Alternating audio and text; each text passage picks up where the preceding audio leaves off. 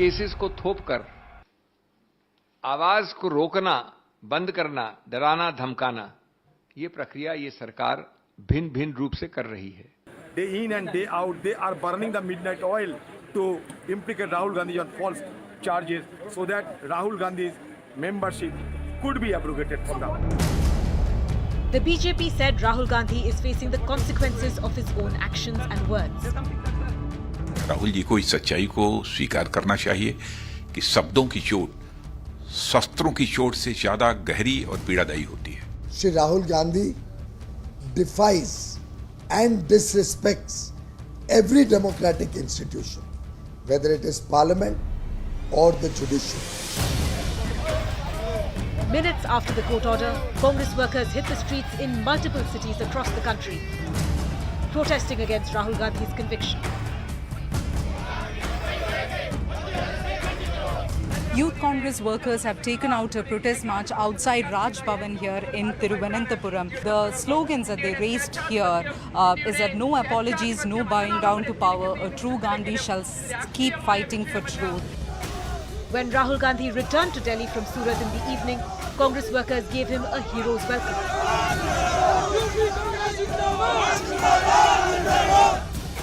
Ahead of the Lok Sabha elections in 2024, Rahul Gandhi's conviction is important for both the BJP and Congress. So is it a question of vindication or vendetta? Alright, so now that Rahul Gandhi has been found guilty by this court in Surat, what is likely to happen next? Now, one scenario is that the Lok Sabha Speaker, Om Birla, can begin disqualification proceedings against Rahul Gandhi. Or even if the Speaker chooses not to, any Member of Parliament can urge the Speaker, move a representation with the Speaker, to disqualify Rahul Gandhi in light of today's verdict. Now, this scenario comes into play unless Rahul Gandhi's lawyers are able to get the conviction by a lower court today stayed by a higher court. But till the conviction is stayed, the sword of disqualification hangs over Rahul Gandhi's head. If the verdict is not stayed or cancelled by a higher court, then Rahul Gandhi will also not be allowed to contest elections. And this is going to be for the next 8 years. Because the law says that a person who is disqualified for the period of imprisonment, in this case 2 years, plus another 6 years. So 2 plus 6 for 8 years, Rahul Gandhi, unless a higher court overturns this verdict, will be disqualified from contesting elections. Now, the question and the moot question is, can Rahul Gandhi actually be disqualified as a Member of Parliament?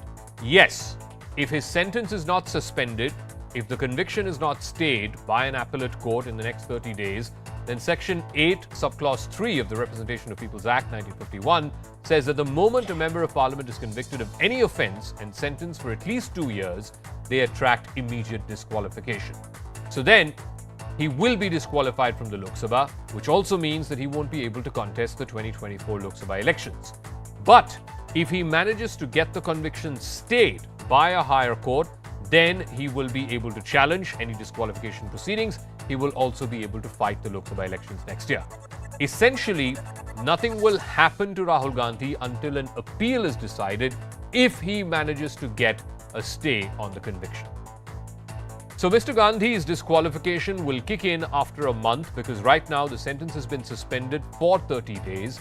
He's got bail for 30 days, giving him time to approach a higher court. And like I said, very clearly, he needs to be able to get a higher court to give him a stay on the conviction. Right now, what has been stayed is not the conviction, only a suspension of the sentence. Now, this has to be from an appellate court, so in this case, it has to be a sessions court, and that too within a period of 30 days. He can also move the Supreme Court under a special leave petition. Rahul Gandhi could seek relief under Article 32 of the Constitution, which gives any individual the right to move the Supreme Court directly to seek justice if they feel that their right has been unduly deprived. There is also another bone of contention, and this happens to be over Section 8, Subclause 4 of the Representation of People's Act. This particular section gives an MP or MLA 3 months after conviction where they cannot be disqualified. Now, in 2005, a constitution bench of the Supreme Court had upheld the reasoning for Section 8, Subclause 4 for MPs and MLAs to be covered under this exception. But then, in 2013, a division bench of the Supreme Court struck down Section 8, Subclause 4 as unconstitutional. Basically, the Supreme Court ruled in that case that any lawmaker, including MPs, will have to immediately and necessarily lose their membership if they are convicted for a minimum of 2 years. There can't be any exception for members of parliament or members of legislative assembly. So now there is an ongoing debate over the correct legal position, something that Rahul Gandhi could also cite when he decides to go in appeal against today's verdict. Now here's the irony. In 2013, right after this verdict came from a 2-judge bench of the Supreme Court, the then Congress-led UPA government under Manmohan Singh had tried to overturn that 2013 judgment. They tried to retain Section 8, Subclause 4 of the Representation of People's Act, which basically said that lawmakers could not be disqualified for 3 months even if they were convicted, so as to enable an opportunity for them to try and appeal against that order. But famously, Rahul Gandhi in 2013 at the Press Club of India here in Delhi had called that ordinance utter nonsense, and he tore up that ordinance. Now the irony is that 10 years later, Rahul Gandhi himself will be up for disqualification because he's been sentenced to 2 years prison term, and had he backed that ordinance which was brought by the Manmohan Singh government, he wouldn't have had to face the Damocles sword that is hanging over his head today.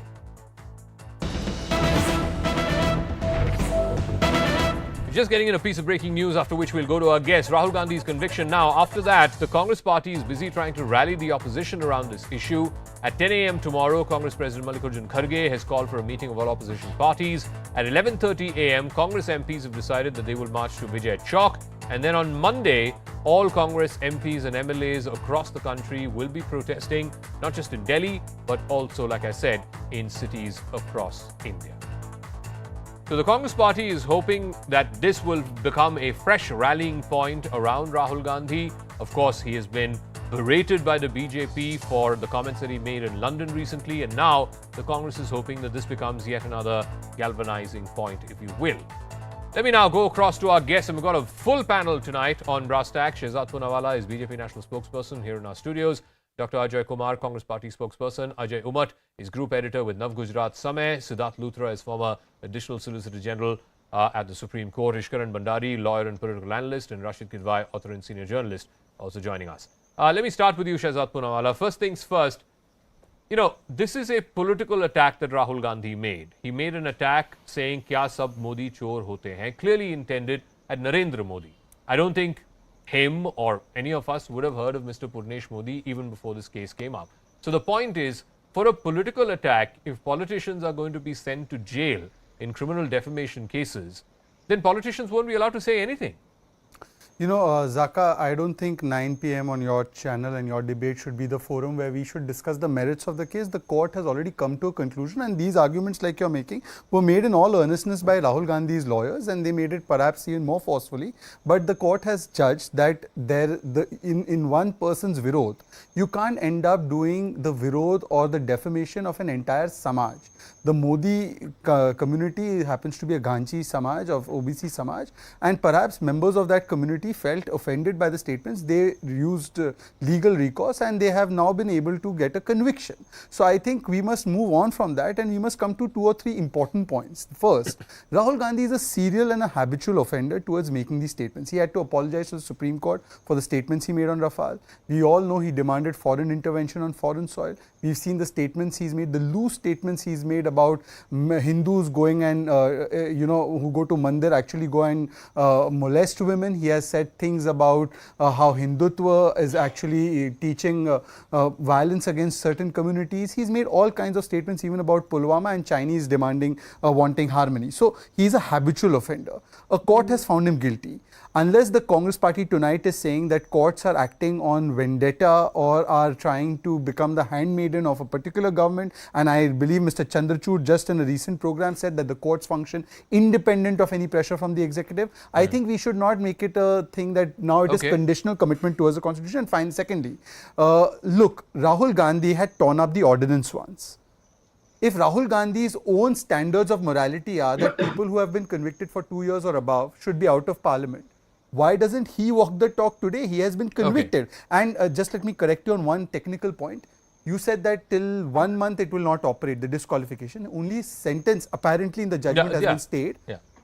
unless there's a stay on conviction, because Correct. in a 2018 Supreme Court order, which has upheld the 2013 order, it has clarified that unless the conviction is stayed, the disqualification kicks in automatically after the Lily Thomas judgment, and therefore, as of anybody's legal reading, and we have Ishkar and Bhandari to elaborate, as of now, automatically Rahul Gandhi stands disqualified. No, and two debarred. things there. One, I did say that the conviction has to be stayed. As of today, only the sentence has been suspended. So I don't think he has the opportunity for Secondly, 1 month. no, it doesn't automatically kick in. The Speaker's office has to send out a letter saying That so has been disqualified. perhaps, but be he that does as not it have a may, period of 1 month. I'm on a larger point. Let me ask Dr. Ajay Kumar this. Essentially, what the BJP is saying is two things.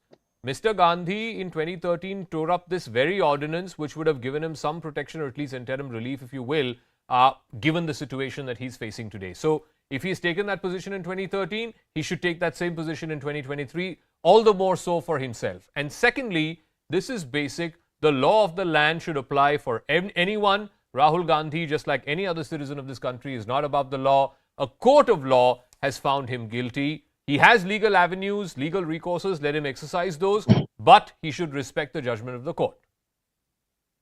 First of all, Zakka, I mean, if I heard Mr. Poonawalla say serial offender and habitual offender, the kind of words they use, I mean, we would like to, if Mr. Gandhi is a serial offender, what about the BJP's whole ministers? They are serial trollers, including the Prime Minister denigrates the first Prime Minister, uses the Nehru surname left, right and center. The kind of statement Prime Minister makes कि हमको शर्म आती थी जब हम विदेश जाते थे कि हम भारत के हैं. So let's not get into how and then continue to deal in half truths and lies, saying and serious. I mean, the kind of statements they make on political leaders. I mean, this is a debate which we are having. So I would request let's not denigrate, because it's not that we can't say nonsense about Mr. Modi. We can do it very easily and start making very below the belt remarks.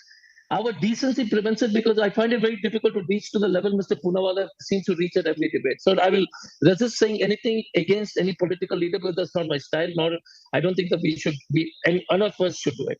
The most important part. Have you ever heard a complainant go to a high court and stay his own legal proceedings? You're saying let's believe in the judiciary. Let's believe in the judiciary. Why is Kiran Rijiju's cabinet minister insulting the judiciary morning and evening every day? 24/7. Every time they make statements on the judiciary, and suddenly they got so much of belief in the judiciary. It's like the devil preaching the scriptures. No, Dr. Kumar, are you saying? I just want to go back to one of the points you made. You're saying that Mr. Gandhi will not go to an appellate court seeking a stay on his conviction. Is that what you're saying? No. You're not understanding. Mr. Purnesh Modi went to the High Court of Gujarat and stopped his own proceedings because he was thinking that the judge is going to do his job well, and suddenly the judge strangely gets transferred. Those are questions which you must ask on your channel. And then he goes back and again requests again for his stay to be removed when the judge is transferred. So if you are a citizen of this country and you are saying that high standards of judiciary and we believe in judiciary, there are a couple of things which the BJP should immediately stop. First of all, sack Mr. Rijiju. Because if you believe in the judiciary so much, then he's like a motor mouth, keeps speaking every time on.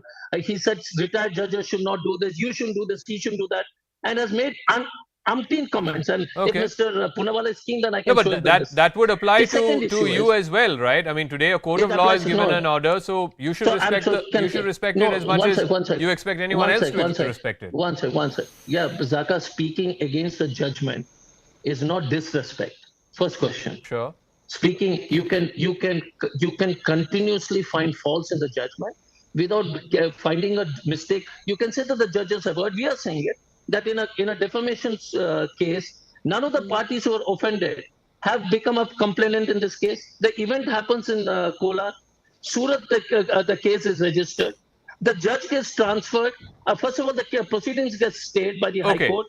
Judge gets fair enough. Let me open this up. Let me open this up to our other guests. A couple of points. Let me go to everyone and come back to you. Ajay Umar, look, I'm very clear. I don't think the end of this debate is going to be settled through the legal means or through courts. This is a political debate. It has opened up a political position both for BJP as well as for Rahul Gandhi and the Congress party. I'm on a larger fundamental issue, and that is that and many lawyers have been arguing this since afternoon, since this verdict came out as well, that for one individual to take another person to court for criminal defamation, saying he has insulted an entire society or a community, he has to be able to demonstrably show that the said individual was the one who was referred to. Now, clearly, when Mr. Gandhi said whatever he said, that sab Modi chor hote hai kya, he was referring to Narendra Modi. He was certainly not referring to Purnesh Modi. Ajay Umat. Can Ajay Umat hear me? Asking me? Yeah, Ajay, yeah, go on. Yeah, same thing Rahul Gandhi said in his argument, and today also in court, when judge said that you are convicted, Rahul Gandhi said that, मैं आपके पास दया की भीख या माफी नहीं मांगता हूं, मैं सिर्फ यही कहना चाहता हूं कि मैं हिंदुस्तान के लोगों को प्यार करता हूं, और मैंने जो कहा था वो सरनेम के पॉइंट ऑफ व्यू से कहा था, समुदाय के लिए नहीं कहा था. And he said that mister Purnesh Modi is saying that 13 crore Modi समाज के लोग, which includes, Rathod, Gupta, Taili, Modi, Ghachi, Chaudhary, Das, Chettiar, Sahu. He said, you think that a politician would afford to dishearten so many people? He said, I have never done this. But I tell you, Zakka, interesting thing, people in Surat and BJP in Gujarat have started new narrative that now next chance is of Tejasvi Yadav, because yesterday Tejasvi Yadav has also made a similar kind of statement saying this, that all Gujaratis are fraudster type thing. उन्होंने जो statement कहा है उसके लिए they said that Rahul Gandhi is certainly going to lose his membership in parliament. This is what talk of the town in Gujarat, and they said now next chance is of Tejasvi Yadav, because somebody from Gujarat will file another case against Mr.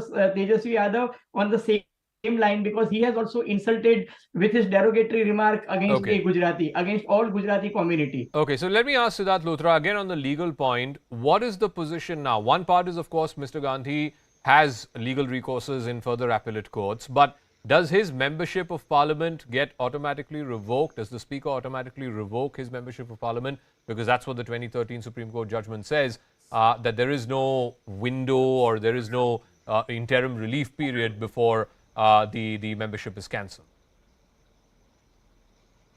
In fact, I must tell you, I appeared in the 2013 Lily Thomas case for the government, and we were not successful in defending Section 8.4. So the effect of the striking down of the provision is that the constitutional provision obviously takes precedence, and the disqualification happens at the time of conviction.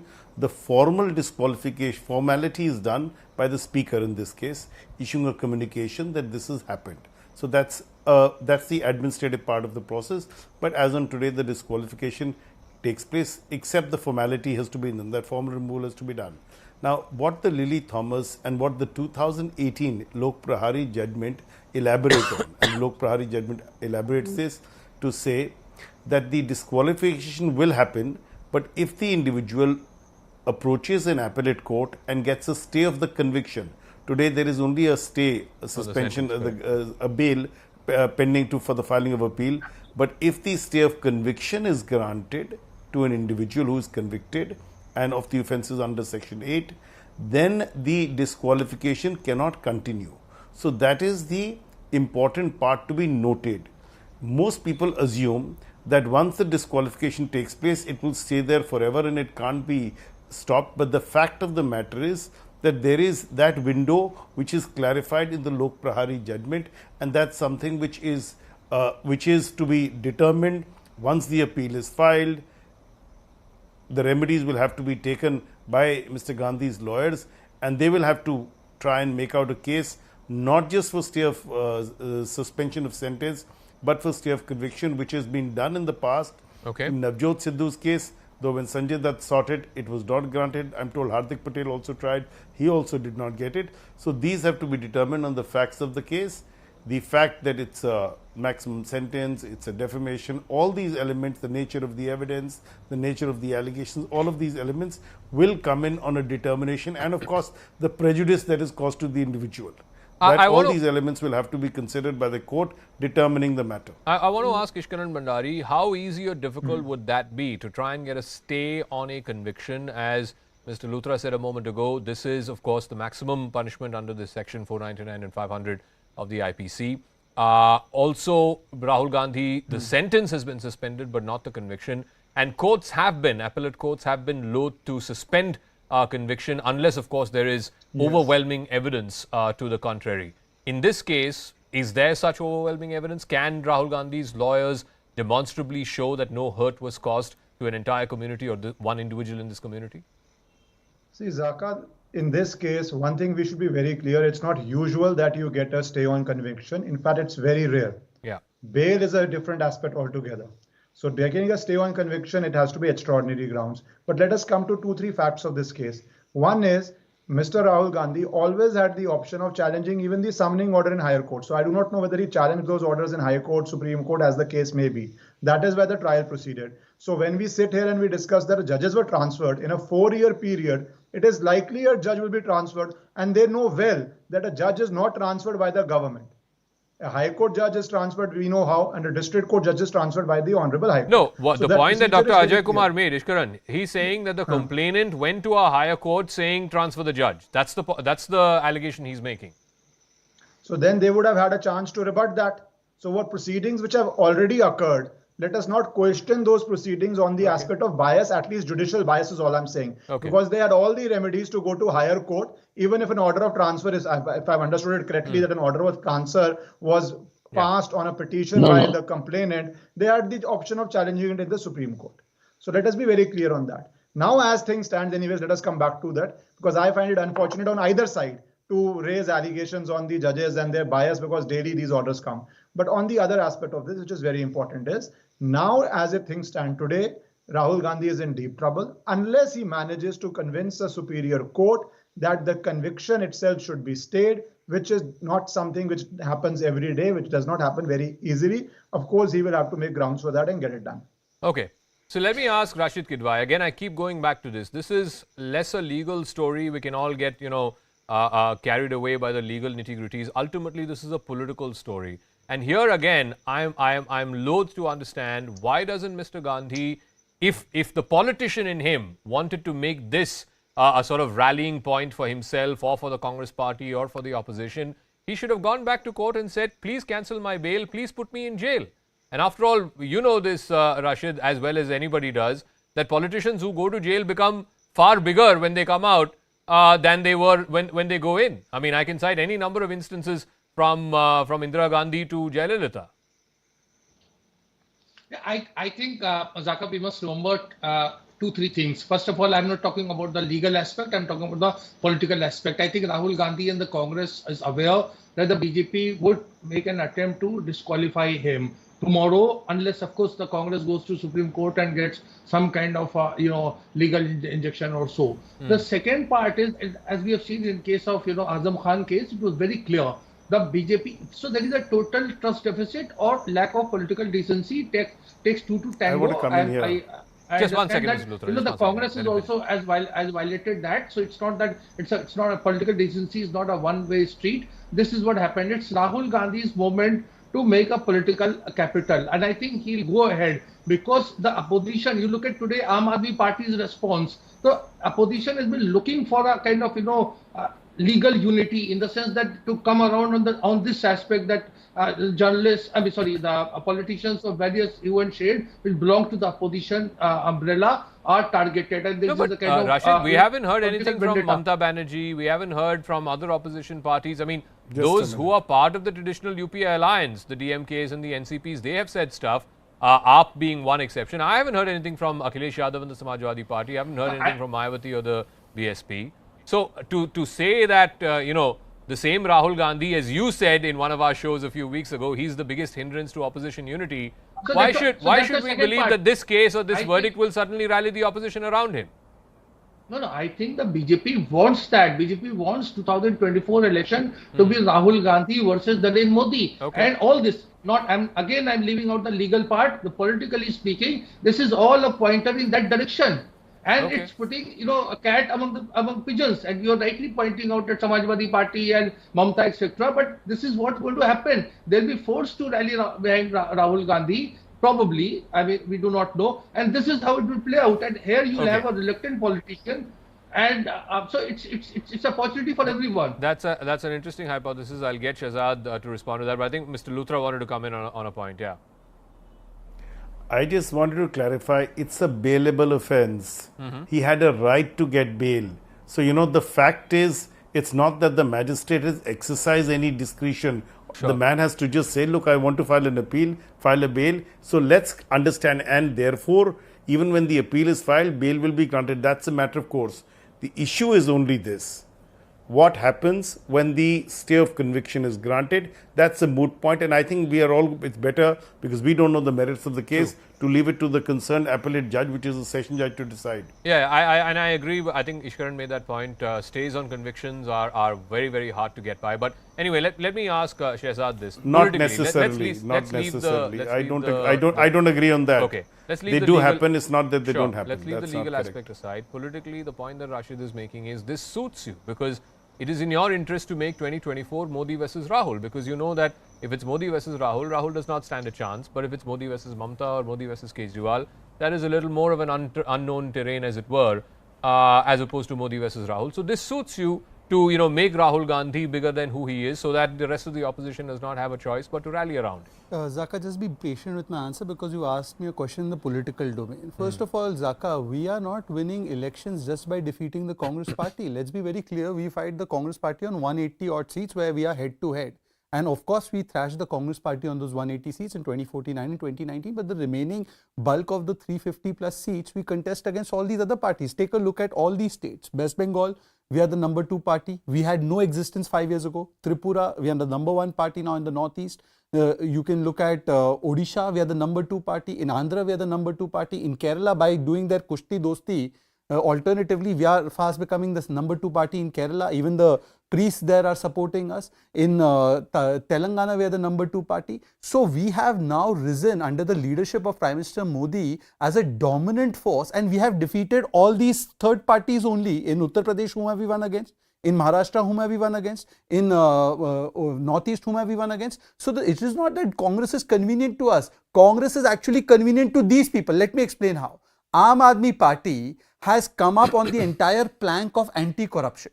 Today it is Bhrashtachar mein main tera bhaichara, Rahul ka bane Arvind Sahara. I mean, look at the political U-turn that these people are taking. These people find it convenient to hug Congress one day and to abuse Congress the other day. They must clarify and tell us what is their position. And as far as political decency is concerned, your party, Congress party, is a party which called Prime Minister Hitler said Modi ki kabr khudegi, and the Congress party is the one in 1975 that wanted a committed judiciary, and what they did with HR Khanna Saab, what they did with judges like Mr. Beg and Mr. Baharul Islam. We have political and legal experts on this panel. Let me not open my mouth, Mr. Ajoy Kumar. But finally, coming back to a point, Lalu Prasad, the moment he was convicted, he was disqualified. Abdullah Azam Khan, moment convicted, disqualified. Rashid Masood, their own MP, convicted, disqualified. Why must there be a separate law for Rahul Gandhi? Okay. Who is Rahul Gandhi? And I am asking on a moral pedestal today that the man who tears up the ordinance and even insults Sardar Manmohan Singh, today, where is his own convictions and conscience? So, Dr. Ajay Kumar, if Abdullah Azam Khan can be disqualified forthwith, members of your own party can be disqualified forthwith, Lalu Prasad Yadav was disqualified forthwith, why should the law not be applicable in same measure to Rahul Gandhi? So, let me answer politically. You see, the arrogance and political facts on the ground first for Shehzadji. Whenever the opposition has got around together, and BR is a good example, and the rest of the people, so how much you might keep propagating that you're beating people and all that, the data doesn't show it. You won only 33% of the votes. In Tripura, you came down from 53% to 33%. So the fact is that you're able to play this game a little better doesn't mean you're winning votes. You're losing votes, and I don't deny that the factor of the opposition unity is a factor. And that is why they're targeting the opposition leaders, so that you don't make opposition unity. They got 33% votes, and their arrogance of 67% can vote for them. And most of the places... Sir, but that 33% votes makes for 303 seats. What do you do about that? No, I know that. And that's why I'm coming to Zakka. Please, okay, go on, yeah. Zakka, I request you, please don't Sure. last time, so again, I'm requesting you as a friend. Sure. The second part is, that is what the fundamental issue is. The issue is the index of opposition unity. It is a fact. We can't walk away from it. We need to get our act in place. That's a different issue. But the arrogance that you get 30% of the vote share and say that you got 300 seats, yes. That is why they are targeting the opposition leaders one by one, because they're scared of that. And how do you become second in Telangana based on MLA votes? I don't understand this. How do you become second in Andhra still? I mean, in terms of vote share and all. Telugu Desam, I thought was second, but Mr. Poonawalla seems to know more than me on, or there's a new equation in town where you can say anything on national TV and you can get away with it. But let me be honest, Telugu Desam was the second party, my understanding, not the BJP. Telangana, the Congress was second. No, but answer my question, Dr. Answer my question. No, one sec. No, second, no, the important part. One of the panelists, I apologize, the name skips. I didn't say that the judge request was for transfer. The complainant went and stayed the case in the High Court, requesting that the case should not proceed. And when the judge got transferred, then he again went back to the High Court and said, now you can proceed with the case. That is bizarre. That is a strange case that needs for investigative journalists like Zakka Jacob to have a look at it. The third point is, if we get disqualified, we'll take it into the people's court. That's a part of life. But you must understand. When you say you will go to the people's court, I want to know. I mean, will Mamata Banerjee also follow you into the people's court? Will Arvind Kejriwal follow you into the people's court? So why you? No, one second. Will Akhilesh Yadav, Mayawati, they all? Others, no.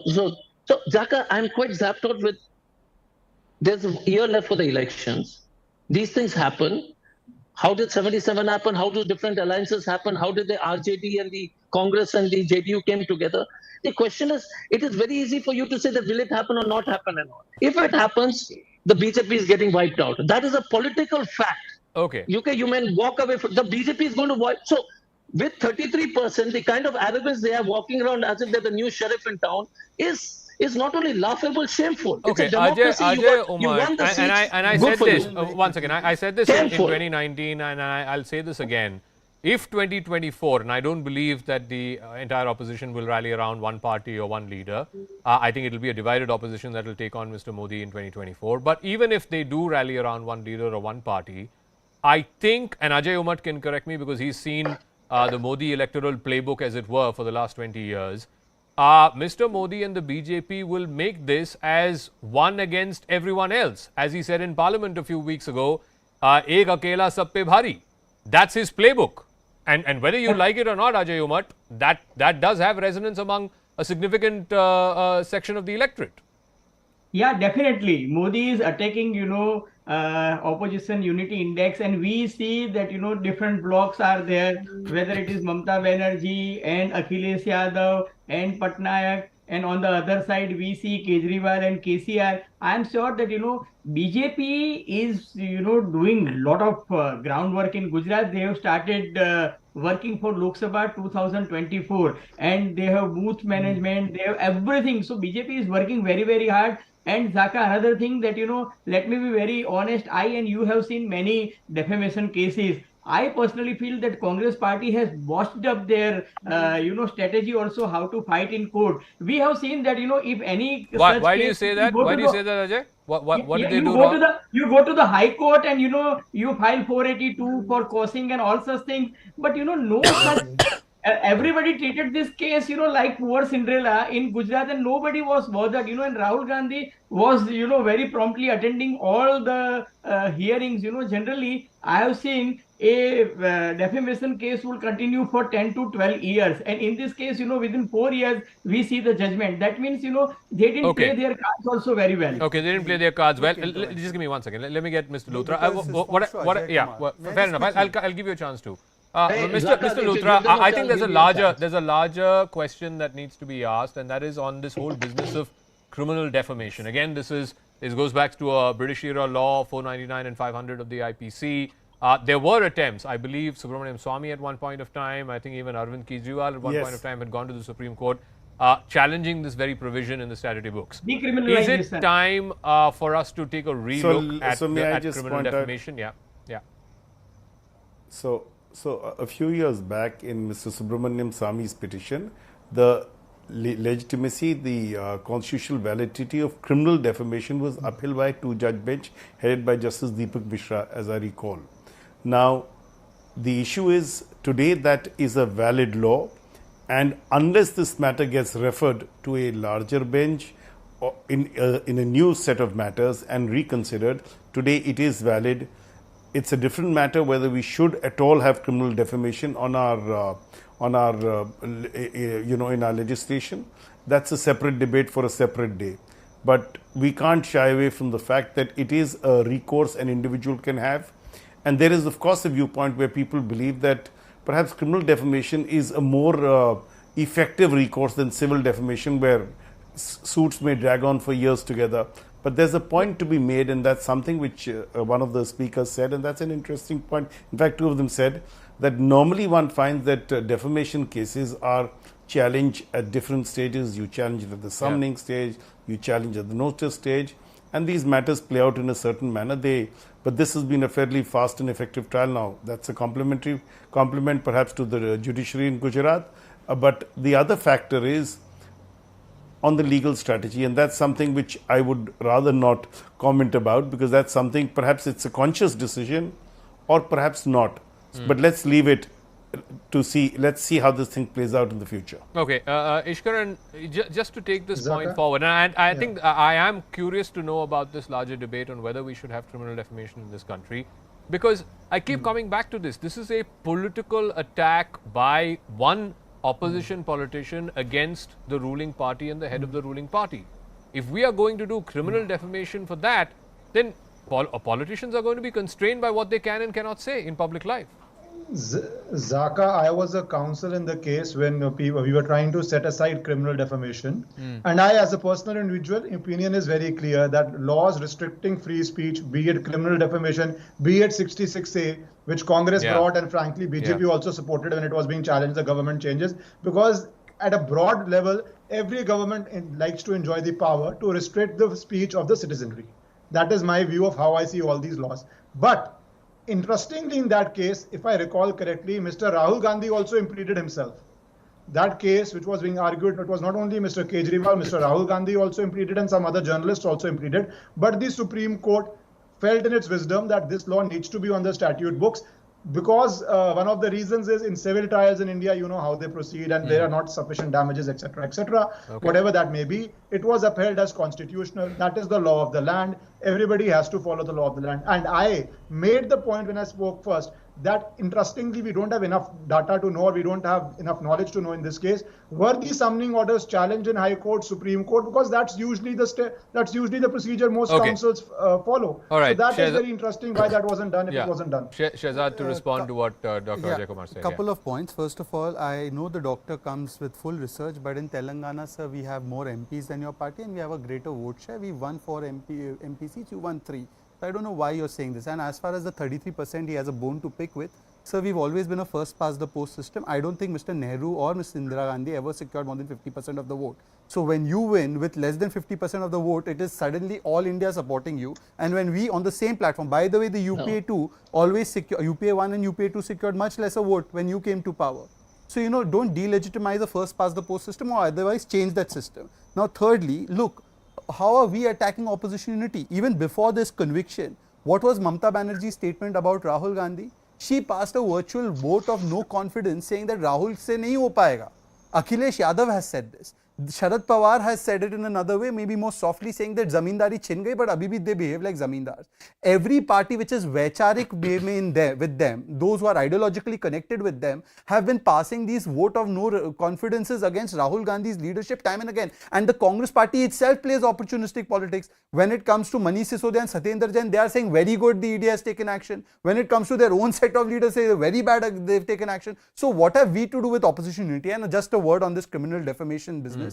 Look, if we are going down the path of what chills free speech, then the Congress party should be the last party advising us. The kind of chilling actions they've taken on free speech, including putting dozens and thousands of cases, kicking out journalists, putting censorship on the media, and toying with the idea of free speech during the emergency, I don't think they are in a position to lecture us. The Supreme Court's upheld the validity of criminal defamation. I'll give Rashid the final word. Like I said, I'm convinced that this is going to be politically played out. How do you see? I'll come to you, Dr. Ajay. Just give 30 seconds to Rashid.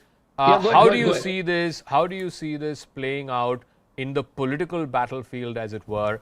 I'm still I'm finding it hard to believe that all opposition will rally around Rahul Gandhi just because of this case or whatever else has been happening over the last 3-4 months. of what he has said and the response from the opposition and from the ruling government to that. Rashid. Zakka, I think March 23rd would, it has set a stage for 2024. Whatever happens now will be all that build up. The fact that there is a fair amount of glee, again, I'm saying on the political aspect of Mr. Rahul Gandhi being, almost being disqualified, etc., that tells you that the BJP is also politically not very confident of 2024 because it wants to, frame Rahul Gandhi again politically and think that because Rahul Gandhi will become a rallying point. No, but Rashid, if he is disqualified, then how does it become Modi versus Rahul in 2024? He can't stand. No, it's not. Look, there are no full stops in the legal recourse. It's not a thing. The case, I said again, I keep repeating, I don't want to go into the merit of the legal case. Okay. So the legal case has its own infirmities, which the Congress lawyers are going to highlight in the court of law. But I'm saying, even if Rahul Gandhi is temporarily disqualified, remember in the last year of elections, it happens. A lot of things happen. We saw what happened in 1988, 89 time. A lot of MPs had resigned, opposition MPs had resigned. All right. So Dr. Ajoy, I have 1 minute, please. I have to wrap up after that. 1 minute. Yeah. Thank you. The important part is Mr. Gandhi or the Congress has not said that he's going to be the face of the opposition. So first question is the BJP is so scared of him that they keep propagating it. The important part, and we realize it politically, if Aam Aadmi Party gave a statement in support of us today, are they joining the alliance? So if Mamata spoke against us, are they not joining the alliance? How do you all know? And the opposition to do. But if the opposition unites, you will wipe out the BJP in this country from every state. That's a fact. So I don't know what is stopping you then. I don't know what is stopping you then. One second. Zakka, please don't. You see, again, you're trolling me. So I request you don't do it. Sir, I'm not trolling you. I'm just asking a question, that's all. Because you don't stop. No, my friend, you don't stop others and you continue to do this go to me. on. Finish. I got to wrap up. I said 1 minute, now I'm down to 30 seconds. So let me finish. So my question is, things will happen. Don't get overexcited before time, my friend Zakka. Okay. When things started happening, suddenly a week is a long time in politics. A year is very, very long time in politics. Okay. And believe me, they will be wiped out if we are able to unite. And that's a challenge which we recognize. All right. It's not the challenge you seem to know or I don't know. Or Okay, look, I'm the last one to claim that I know better than politicians. It's your business. I'm completely out. Absolutely. Thank you so much. Okay, yeah. And not a self-serving, yes, your analysis will get wiped out. Horses. All right, I'm going to take a break. Thank you very much to all our guests. But like I said, this ultimately, I don't think is going to be settled in the courts. It's going to be settled in the court of people's opinion. And that's where the Congress under Mr. Gandhi has to decide how they want to play this issue. And of course, for the BJP, they're coming out all guns blazing, saying the law of the land as it stands today should apply to Rahul Gandhi with equal force as it applies to any one of us. I'm going to take a quick break. When we come back on the other side, Karnataka, BJP's new campaign over the killers of Tipu Sultan, that is now facing backlash, not just from the Congress and the JDS, but also a prominent actor has come out against it. Details right on the other side.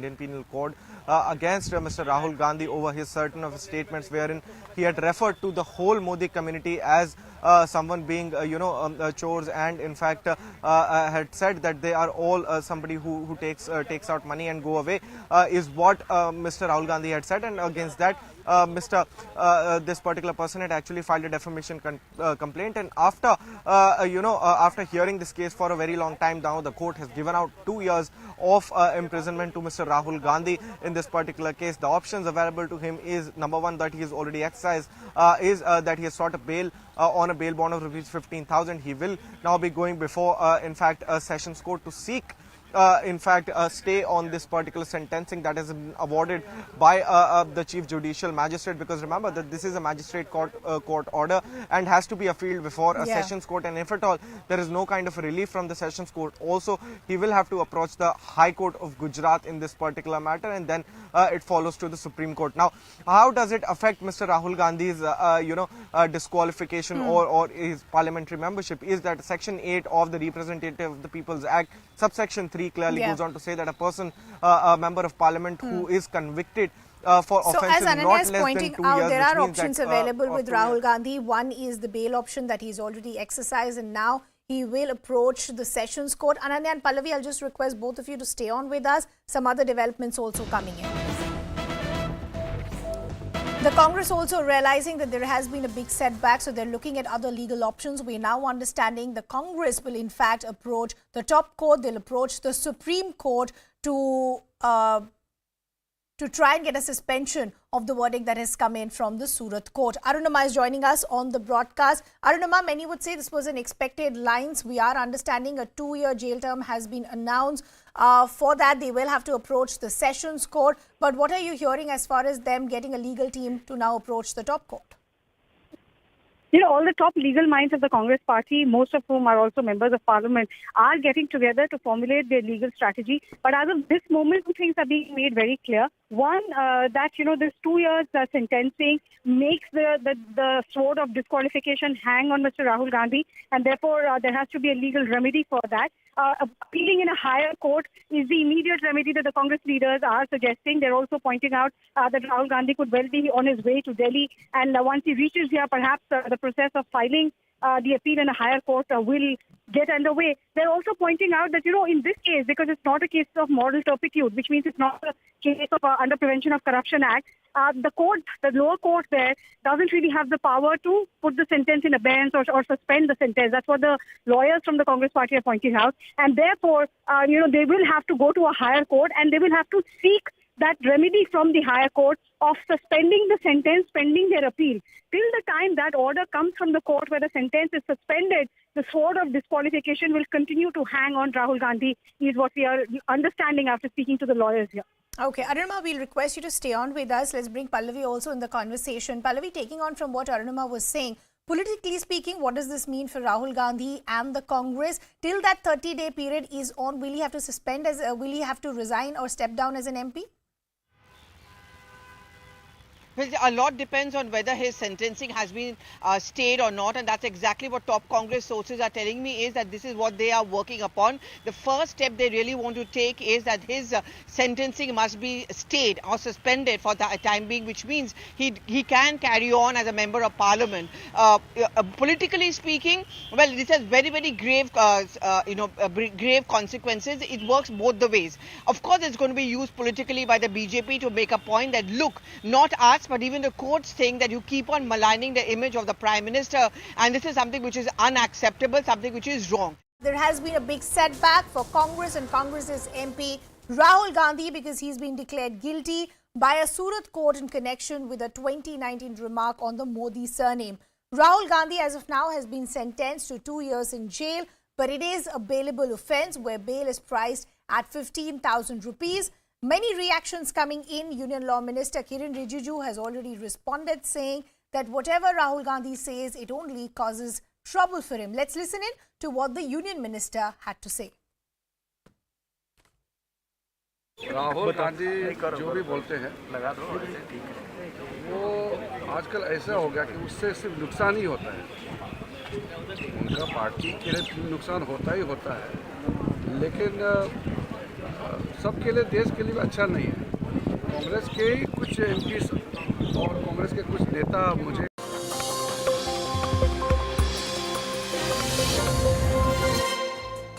Welcome back. Is history being reworked in poll-bound Karnataka? After pitting Hindutva ideologue VD Savarkar against Tipu Sultan, the BJP has now started a new controversy over who killed Tipu.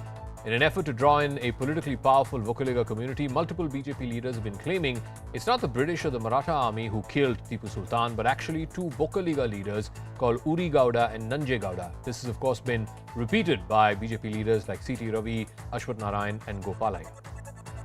So, who exactly are Uri Gowda and Nanje Gowda? They are supposed to be Vokaliga chieftains who first came up in 2022 in the play titled Tippu Nija Kanasagulu, written by Addana Kariyappa. Kariyappa's play was staged at Bhumi Gite in Mysuru in November of 2022. He claimed that his play showed the true character of the 18th century ruler, but some historians have refuted Kariyappa and his claim that Uri Gowda and Nanje Gowda were actually soldiers of the Hyder Ali army who actually saved and protected Tipu Sultan. So how exactly has the BJP carried forward this Uri Gowda and Nanje Gowda narrative? Karnataka Higher Education Minister C.N. Ashwath Narayan was the one who first started this, saying that these two Gowdas were the ones who killed Tipu Sultan. BJP National General Secretary C.T. Ravi then said that a team is busy collecting evidence about Uri Gowda and Nanje Gowda. And BJP Minister Muniratna has also announced that his studio will be releasing a movie titled Uri Gowda and Nanje Gowda.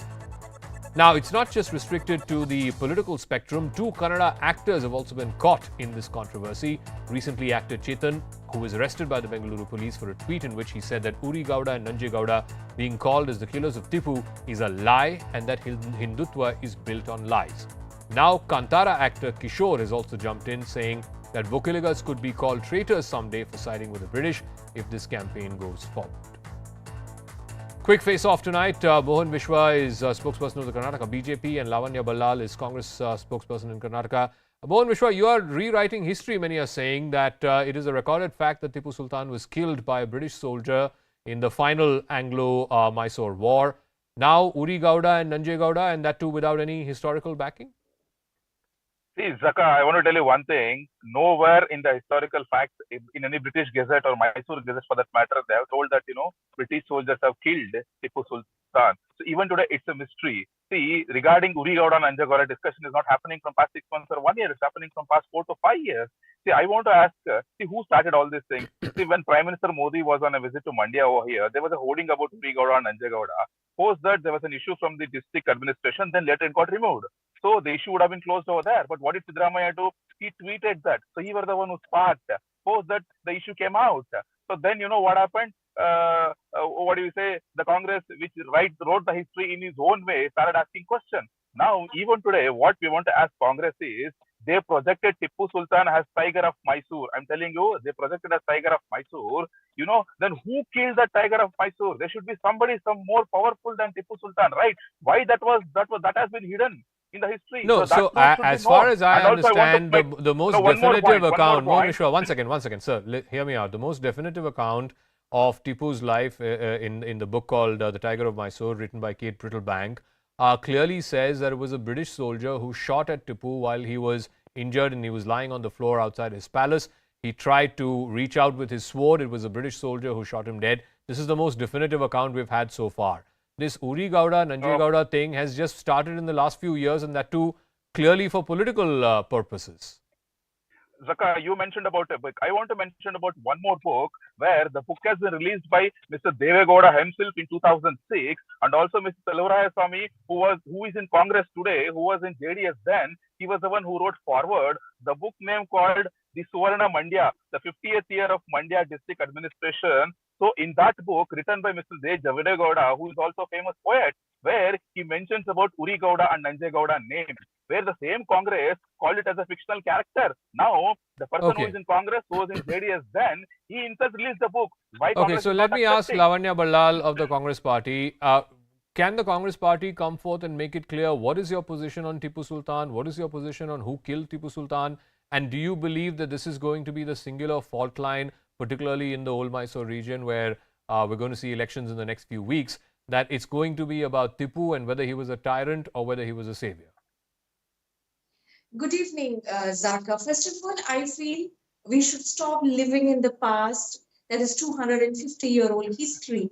We need to look at what has happened in the past 250 days, and we should be looking at how the policy making will be looking in Karnataka for the next 250 weeks. And I think that should be the concern of the Karnataka state right now, rather than living in the past. And, Dr. Sudhakar yesterday commented, he knows the Deve Gowda. Dr. Sudhakar is the health minister of Karnataka, and he does not know Uri Gowda. And the pontiff of Okaligas has made a request from Adi Chunchanagiri. His Holiness Nirmalanandanatha Swamiji has said that history should have evidence from that point of time pointing to these things that the BJP say. And he's also requested everybody not to talk about this until we find historical evidence of the existence of Uri Gowda and Nanje Gowda. And along with that, Muniratna, when he met... I'm asking you a simple question. Forget about who killed Tipu Sultan. What is the Congress Party's position on Tipu Sultan? Was he a tyrant or was he a benign ruler?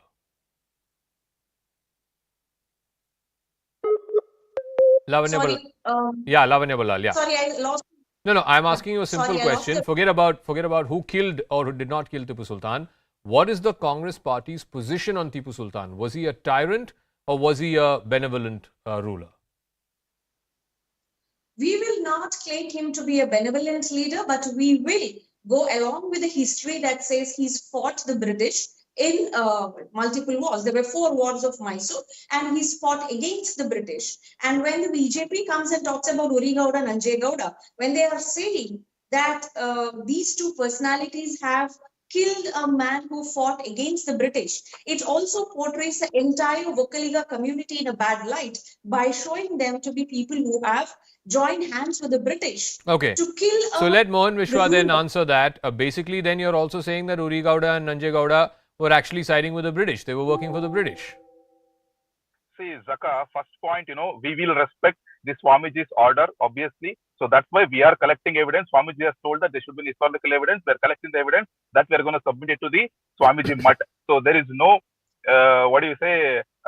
coming back on that. That is point number 1. Point number 2, as far as Congress spokesperson said, for them, Tipu Sultan might be a freedom fighter. Please understand, for the Mysuru dynasty, for the people of Mandya or for the people of Karnataka, Tipu Sultan is never a freedom fighter. And most of you also know, I also know, the first freedom fight started in 1857. At that time, he was a coward, he was a mass converter, he was a mass murderer. So that history has been hidden. The problem with the Congress is... No, but sir, you're not answering the question. You're not answering the question. There were 4 Anglo-Mysore wars.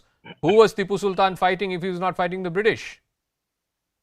See, he was fighting the British. You have to see the time period between those two, what he has done. If he is fighting only for the British, that is one side. Think of other way around. If he is for India, why he was calling, Afghanis to make attack on India? Why he was, converting mass people in Kodawar region, into Islam? Then why he took out... I'll give you the final word. It is also a fact that Tipu killed tens of thousands of Kodavars. He killed tens of thousands of Catholics in Mangalore.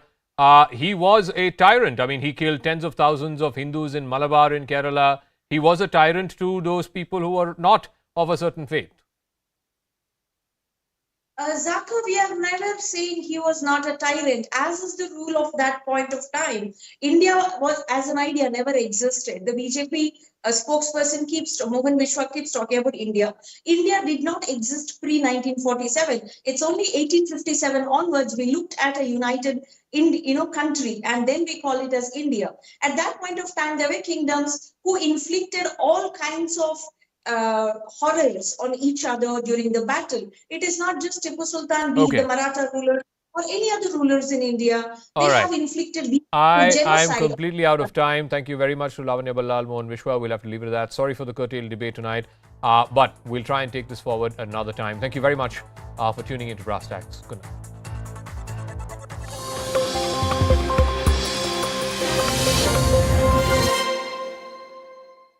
The part of it. But somehow, don't you feel that in democracy, everyone has a right to criticize? And, in democracy, one sentence is very much important, is that to agree to disagreement is the democracy. जब पूरे समाज ने इकट्ठा होके जब ये तय कर लिया है तो ये पता चल गया। आज देखिए यहाँ पे जो हंगामा हम क्वेश्चन आंसर चलाना चाहते थे, वो मांग कर रहे थे कि राहुल गांधी को बोलने दिया जाए।